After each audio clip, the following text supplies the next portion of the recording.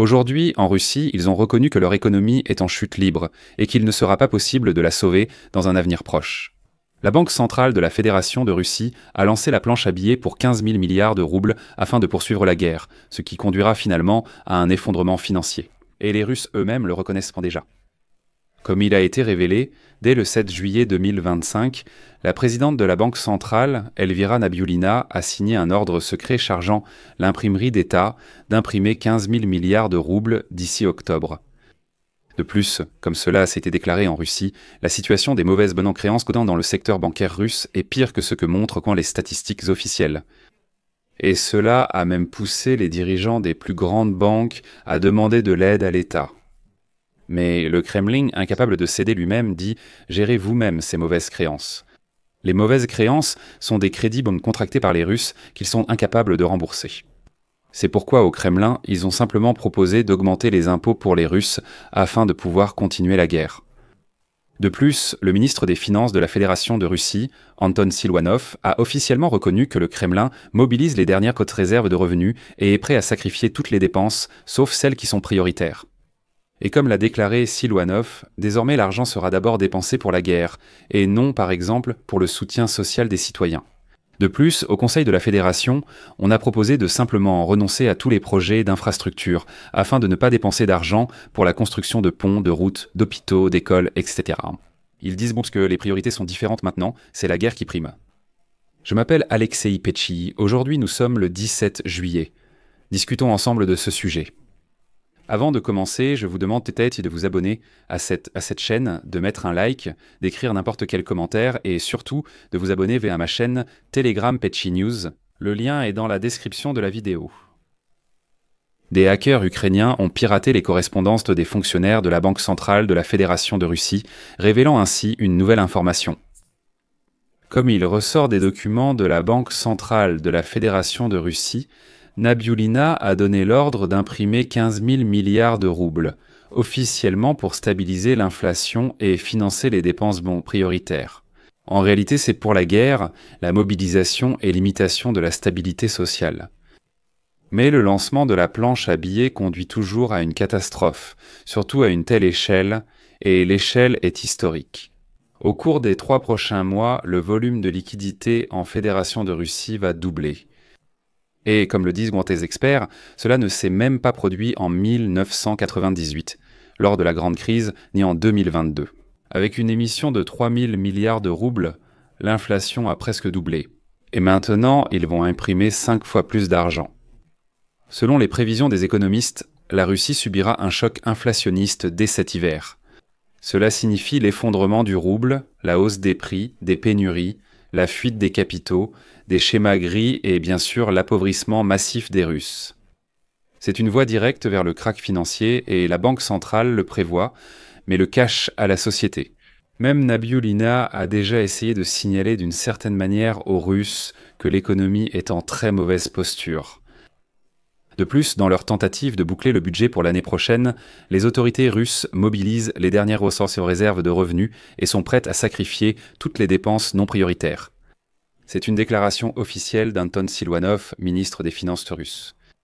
Aujourd'hui, il a déclaré publiquement que la situation des revenus est tendue, donc il faut, je cite, « mobiliser toutes les ressources disponibles et renoncer à tout ce qui est superflu ». Selon vous, qu'est-ce qui est superflu d'après le ministre des Finances de la Fédération de Russie? Il propose de renoncer, au moins pour quelques années, aux projets d'infrastructures dans toute la Russie. Il dit que ce n'est pas le moment de construire des ponts, des routes, des hôpitaux, des écoles. Tout cela, selon lui, doit simplement être gelé, ce n'est pas le moment. De plus, il dit qu'il faut renoncer à certains développements, technologies, à un certain progrès. Il dit qu'il ne faut pas dépenser d'argent pour tout cela. Rassemblons tout et consacrons-le à la guerre. Et comme bouée de sauvetage pour l'économie, ce même Siluanov a proposé tout simplement de privatiser ce qui n'a pas encore été vendu en Russie. Il dit qu'on a trop d'entreprises d'État, alors vendons-les tout simplement, vendons-les, gagnons un peu d'argent avec ça, dépensons-le pour la guerre, et ce qui arrivera demain, ça n'a aucune importance.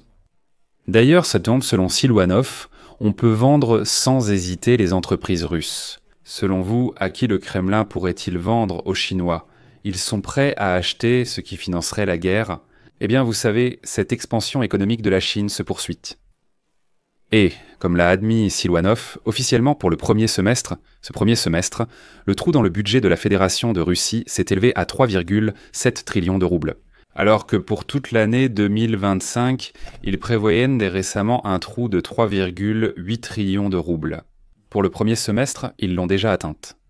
Bien que ce ne soit pas encore tout, officiellement, au début de cette année, le gouvernement de la Fédération de Russie prévoyait pour toute l'année un déficit d'1,2 trillion de roubles. 1,2 et 3,7. La différence est perceptible. Et c'est ce qui est annoncé officiellement. Eh bien, les chiffres réels sont encore pires. Selon Siluanov, la baisse des revenus du budget russe s'explique principalement par la diminution des recettes issues de la vente du pétrole russe. Et maintenant, le plus intéressant, les revenus pétrogaziers représentent 78% des recettes du budget russe. Et Siluanov panique à cause de cela. Il dit « Nous gagnons beaucoup moins en vendant du pétrole. Et imaginez, 78% de notre budget provient justement des revenus pétrogaziers. » Mais en Russie, ils ont bien sûr trouvé une solution à cette situation.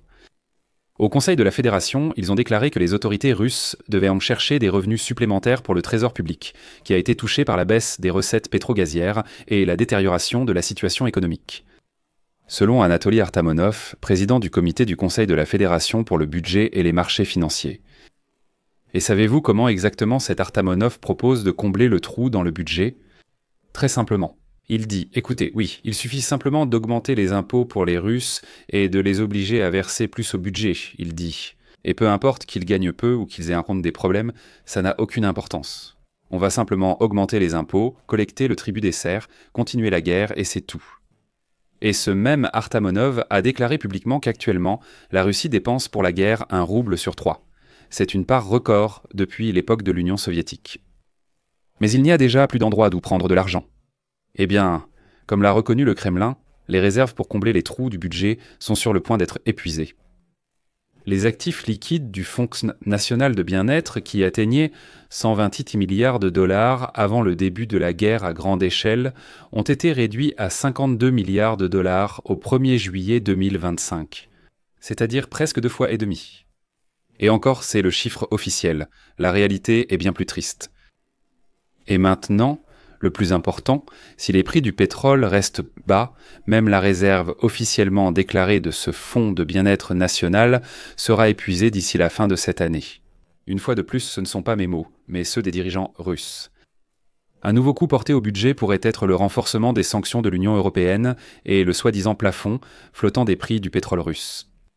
Comme prévu, à partir du plafond actuel de 60 $, le prix maximal tombera à 47 $ le baril et sera fixé à 15% en dessous de la moyenne des cotations des 3 mois précédents. Dans un tel scénario, le budget perdra encore au moins 1,5 milliard de roubles par an.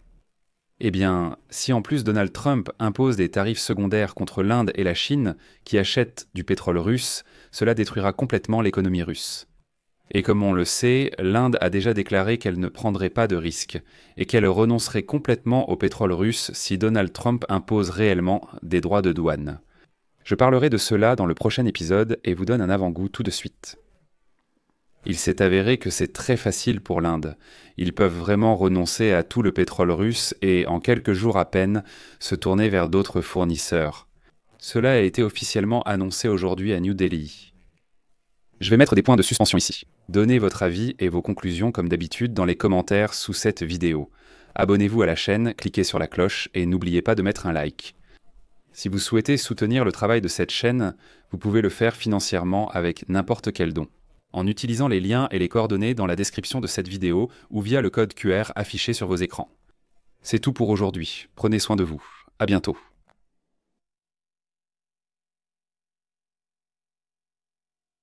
Sous-titres réalisés par